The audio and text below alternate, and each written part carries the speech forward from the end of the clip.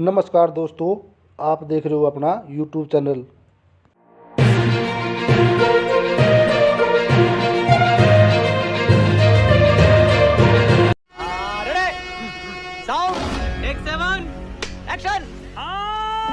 सभी का रिएक्शन मैं अभी मुझे बता लेना दे है। रहा हूँ। आलोक जी, ये क्या, पहले तो आप मुझे वीडियो दिखा रहे बोल रहा हैं, हूँ। दर्शकों को एक वीडियो सेकंड दिखा रहे बोल हैं, रहा हूँ। बताएं प्लीज। देखिए, ये वीडियो है 5 फरवरी का और ये लेह लद्दाख में लाखों लोग इकट्ठे हुए थे मोदी जी के खिलाफ। लेकिन मीडिया के साथियों को आजकल वो शायद रैलियां उस तरह की दिखाई नहीं देती, प्रोमो में भी कहीं नहीं दिखाई देगी, केवल मोदी जी का वाह वाह वाह वाह वाह वाह दिखाई देता है। वाह मोदी जी, वाह वाह वाह। अब मैं एक एक पॉइंट का उत्तर देता हूं। धारा 370 हटी नहीं है, धारा 370 हिंदुस्तान के संविधान का हिस्सा आज भी है। अगर आप उस ऑर्डिनेंस को पढ़ेंगे 2019 वाले को, using the powers of article 370 we are making these two changes, कि हम धारा 370 की पावर्स को यूज करके 2 चेंज कर रहे हैं और उसमें 35A वर्ड भी नहीं। 1959 में जो ऑर्डिनेंस आया था उसको निरस्त करते हैं, प्लस असेंबली की जगह LG रिप्रेजेंट करेंगे। 2 सेंटेंस का ऑर्डिनेंस है। लेकिन देश के प्रधानमंत्री जब लाल किले से झूठ बोल सकते हैं, अरे बाप रे, ये तो धोती खोल रहा है। मैं 1 घंटे का शो है, पूरे पैनल को चैलेंज करके जाता हूं यहां पर कि मुझे एक ऑर्डिनेंस दिखा दीजिए जिसमें लिखा हो कि धारा 370 अब हिंदुस्तान के संविधान का हिस्सा नहीं है। और अमित शाह जी का स्टेटमेंट था कि जिस तरह के 2 चेंजेस हमने किए हैं, ऐसे तो कांग्रेस ने 36 चेंज किए हैं। पहले 2 प्रधानमंत्री होते थे, तमाम चीजें होती थी, 2 झंडे भी होते थे, हाई कोर्ट नहीं था, सुप्रीम कोर्ट नहीं था, और उसको भी बदलाव को फिर जिस तरह से 15 साल में वो 35A को भी हटा दिया कि आप 15 साल पहले वहां रहिए फिर प्रॉपर्टी खरीदिए। ये लोग तो बहुएं ला रहे थे वहां से कि बहू आएंगे अब वहां से। मैं कह रहा हूं मुझे 50 गज का एक प्लॉट जम्मू में दिलवा दें हमारे जफर भाई। आप आ जाइए, कल मेरे साथ दिला देता हूँ। वापस आता हूं। अरे भाई, आपको डोमिसाइल एक्ट पता नहीं अरे भाई है। सुनिए ना, आप कॉन्स्टिट्यूशनल अमेंडमेंट कह रहे हैं, ऑर्डिनेंस से बीच में ना बोल, थारे माथे पर लिखा है बीच में ना बोल। आलोक जी देखिए, उनको चुप कीजिए। आलोक जी ये तरीका उनको ठीक चुप नहीं कीजिए, है। मैं किसी के बीच में नहीं बोला। आलोक जी ये प्लीज आपके इनको चुप बोलने का कीजिए। तरीका नहीं हुआ। आपने मैं उड़ वीडियो जाता हूं दिखाया, ना, मैंने वीडियो, आप मोदी नामा चलाइए, मैं उड़ जाता हूं। मुझे कोई शौक नहीं। आपको बोलने की जली ना, तेरी भी जली ना। जफर भाई बोल रहे थे, मैं एक शब्द नहीं बोला, शांति से सुनिए। कॉमन मिनिमम प्रोग्राम बना, निर्लज्जता के साथ आज मैं कहूंगा देश के प्रधानमंत्री परिवारवाद पर आरोप लगाते हैं। अटल बिहारी वाजपेयी की सरकार आई तो बाप बेटे दोनों कैबिनेट में मंत्री थे। अब्दुल्लाज अभी कौन सी बहन हमारी बोल रही थी, पहले दोनों मंत्री थे बाप बेटे। और उसके बाद PDP के साथ सरकार चलाई, वो परिवारवाद नहीं था। 3.5 साल तक इंटरनेट बंद रहा PDP के साथ सरकार चलाते हुए। और जिस समय कहा गया तिरंगा उठाने वाला नहीं मिलेगा, उसके 7 महीने बाद तक सरकार चली। इनको पता कुछ है नहीं, शोर मचाते रहते हैं, बस केवल मोदी नामा पढ़ना है। NIT का क्या हाल हुआ था सबको देखा था ना सबने।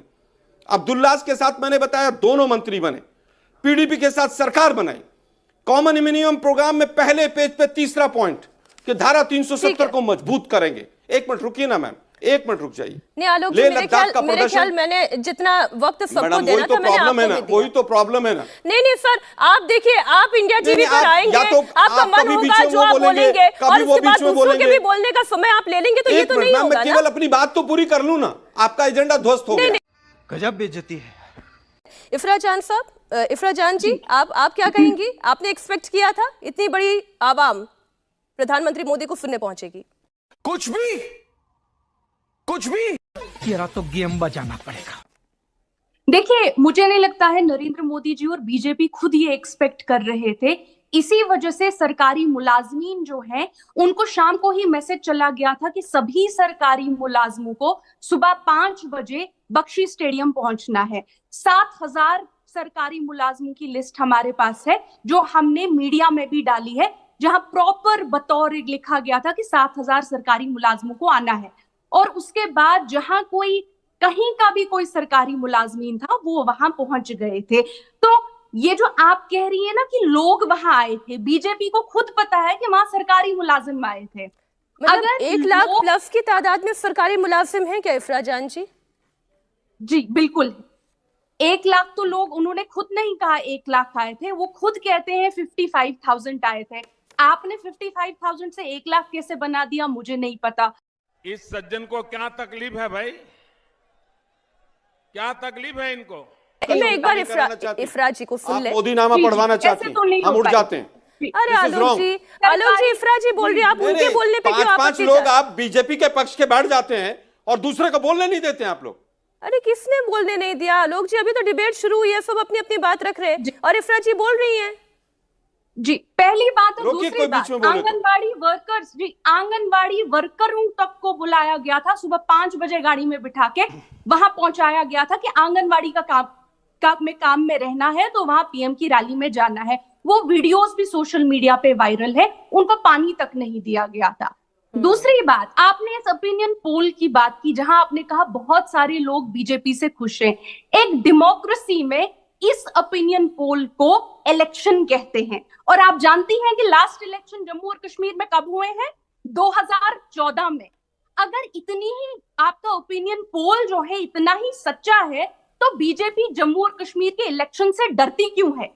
यहाँ की आवाम को इलेक्शन में फेस करने से पिछले 5 साल से डर क्यों रही है? आपने इस वीडियो के सामने आने के बाद सवाल तो बनता ही है। लोग जी आप वापस लोगों का लौटे, चैनल है, जो इसमें मर्जी बहुत बोलो। स्वागत है आपका और बहुत खुशी से मैं आपका स्वागत कर रही हूँ। देखिए मेरी पूरी कोशिश ये होती है, स्वागत है, मैं यही पूछ रहा हूँ। कईयों डिबेट हमने आपके साथ की है और बोलने का पूरा मौका मिलता है, तो इसलिए आलोक जी मन बड़ा रखें, खुला रखें, अब अपनी बात रखें।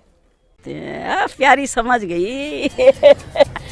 देखिए मुझे लगता है कि 2023 के लद्दाख ऑटोनोमस हिल डेवलपमेंट काउंसिल के रिजल्ट में मेरे पास हैं। बीजेपी कहां से जीत गई मुझे नहीं पता, कौन कौन क्या झूठ बोल के चला जाता है चैनल्स पे। इन्होंने पूरी तरह से वहां पर कांग्रेस और नेशनल कॉन्फ्रेंस के साथ मिलकर वहां पर डीडीसी बना है, डिस्ट्रिक्ट डेवलपमेंट काउंसिल, और तमाम मीडिया ने कहीं पर नहीं दिखाया। बीजेपी जीतती तो बड़ी वाहवाह होती। ये 2023 के रिजल्ट में सामने लेके बैठा हूं। मुद्दे की बात यह, 1 घंटे का शो मैंने चैलेंज किया था कि धारा 370 हट गई। 5 बुद्धिजीवी बैठे हैं यहाँ पर, मुझे बता दीजिएगा अगर कागज किसी को अगले 2 साल में भी मिल जाए तो मैं लेने के लिए और माफी मांगने के लिए तैयार रहूंगा। जहां तक बात है पूरी तरह से कि अगर बहुत अच्छा वहां शांति है और सब कुछ चंगा सी वहां पर मोदी जी की भाषा में, तो 10 साल से चुनाव क्यों नहीं हो रहे वहां पर? सब चंगासी राज्य का दर्जा क्यों मिल रहा है? नहीं मिल रहा है। सुप्रीम कोर्ट को क्यों कहना पड़ रहा है कि चुनाव होने चाहिए? क्या इस सरकार के अंदर थोड़ी सी भी लज्जा है कि अगर अच्छे हैं तो लोगों के लोकतांत्रिक अधिकार मिलने चाहिए? सुप्रीम कोर्ट में जाकर सुप्रीम कोर्ट को डायरेक्शन सरकार को क्यों देनी पड़ रही है? लेकिन शायद मीडिया के साथ ये सवाल नहीं पूछेंगे। मैं केवल ये पूछना चाहता हूं, परिवारवाद परिवारवाद परिवारवाद, मैंने 2 चीजें एग्जाम्पल आपको दिए पिछले वक्तव्य में कि नेशनल कॉन्फ्रेंस के साथ केंद्र सरकार में बाप बेटे दोनों मंत्री बनाए अटल जी की सरकार में, जब परिवारवाद नहीं था। पूरी जिंदगी पूरी तरह से बीजेपी और आरएसएस लड़ते रहे अब्दुल्ला फैमिली से। पहली बार केंद्र में सरकार बनाई तो उनको दोनों को मंत्री बनाया। अब पहली बार जम्मू कश्मीर में सरकार बनाई तो वहां पर परिवारवादी पार्टी जिसको कहते हैं ये, उन्हीं के साथ बनाई। और वहीं पर मुफ्ती जी बैठे हुए थे, जब कहा गया उन्होंने पाकिस्तान का धन्यवाद दिया, मोदी जी उसी मंच पर बैठे हुए थे। कैसे कैसे लोग रहते हैं यार यहाँ पर। साला तुमको पागल कुत्ते का गाड़ी उठा के ले जाएगा, बता रहे हैं हम। अब मैं केवल ये पूछना चाहता हूं, 2 योजनाओं के नाम बता दीजिए। मैं 4 बताऊंगा जो मनमोहन सिंह सरकार ने शुरू की थी। कश्मीरी पंडितों के लिए इन्होंने कोई 2 योजनाएं शुरू की हो वो बता दीजिए। पहली बार हुआ है कि कश्मीरी पंडितों के जो वहां पर कैंप हैं उनके अंदर लाठीचार्ज हुआ है, उनको राशन नहीं मिला। कश्मीरी पंडित की बात की सर, मैं इसी पर ले लेती हूं, मैं इसी पर जवाब ले लेती हूं। एक अंतिम बात कहना हूं, अंतिम बात कहना हूं। एक योजना थी उड़ान योजना, जफर भाई तो राज्यसभा में भी रहे, बताएं जरा क्या थी वो और क्यों बंद कर दी इन्होंने? उसमें 5000 बच्चे हर साल जम्मू कश्मीर के पूरे देश में पढ़ते थे। तमाम योजनाएं बंद हैं। एनआईटी में कितने बच्चे हैं वहां पर? इस बार एनआईटी में लाठीचार्ज हुआ था, इंडिया टीवी ने भी दिखाया था, बच्चों की हड्डियां तोड़ दी गई थी मार मार के मोदी जी की पुलिस ने वहां पर। आज कितने बच्चे एनआईटी में मुझे बहुत खुशी है आलोक जी, जो ये अभी आपने अंतिम लाइन बोली ना कि खबर थी तो इंडिया टीवी ने भी दिखाई थी, मुझे बहुत खुशी है कि आपने ये बात। बहन डर गई, बहन डर गई, बहन डर गई। और सवाल आपके सामने रखती हूँ, आज की तारीख में अगर कश्मीर में चुनाव हो जाते हैं तो क्या आपको लगता है कि कश्मीरी आवाम का साथ अब पीडीपी या नेशनल कॉन्फ्रेंस या कांग्रेस से हटकर धीरे धीरे उनका मन बदल रहा है? आप भले ही आरोप लगा दें कि वहां पर आई हुई जो जनता थी वो ज्यादातर सरकारी कर्मचारी थे, लेकिन ऐसा तो नहीं है ना कि हर एक व्यक्ति वहां पर जो मौजूद था वो सारे सरकारी कर्मचारी थे। वो स्वतः स्फूर्त भीड़ भी थी।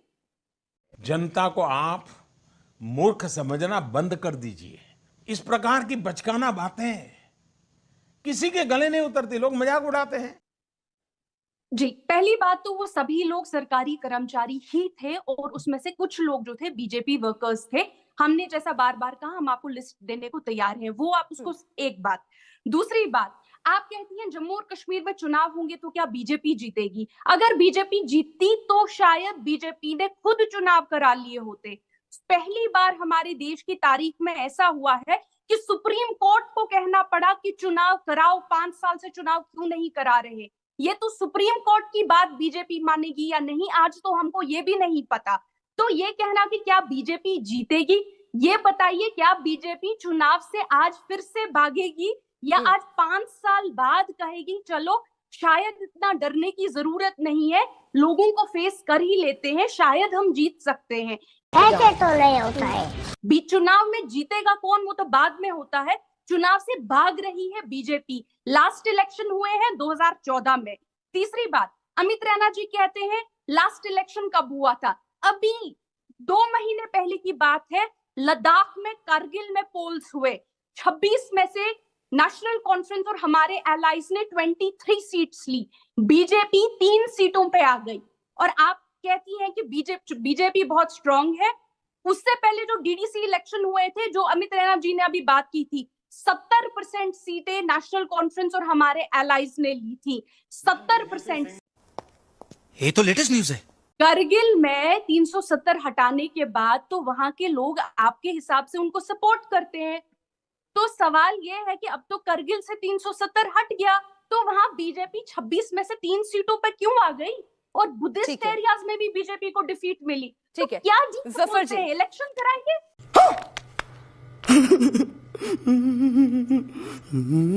खत्म,